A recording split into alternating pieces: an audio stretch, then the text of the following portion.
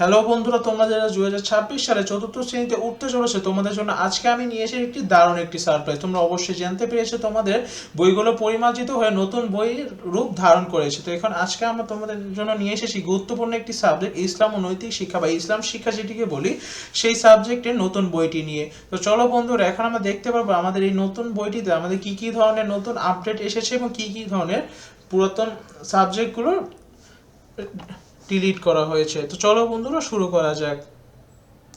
তো বন্ধুরা, আমরা চলে এসেছি আমাদের গুরুত্বপূর্ণ সূচিপত্র। তো সূচিপত্রে আমরা প্রথমে দেখতে পাচ্ছি প্রথম অধ্যায় আকাইদ ও ইবাদত।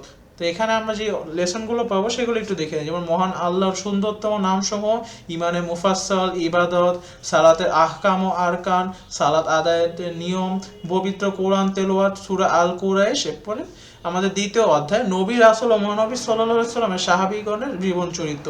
এখানে আমরা বিভিন্ন নবী রাসূল সম্পর্কে জানতে পারবো, যেমন হযরত ইব্রাহিম আলাইহিস সালাম, মুসা আলাইহিস সালাম, এরপর মহানবী হযরত মুহাম্মদ সাল্লাল্লাহু আলাইহি সাল্লাম, হযরত ওমর রহমাতুল্লাহ, হযরত আয়েশা রহমাতুল্লাহ।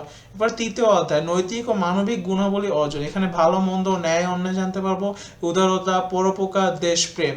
এরপর এসে চতুর্থ অধ্যায় ধর্মীয় সম্প্রীতি। ধর্মীয় সম্প্রীতি গুরুত্ব, ভিন্ন ধর্মাবলম্বীদের সঙ্গে উত্তম আচরণ, ভিন্ন ধর্মাবলম্বীদের সঙ্গে শান্তিপূর্ণ সহাবস্থান। এরপরে পঞ্চম অধ্যায় জীবজগৎ ও প্রকৃতির প্রতি ভালোবাসা, মানব কল্যাণের সৃষ্টি জগৎ, মহান আল্লাহর সৃষ্টির প্রতি ভালোবাসা।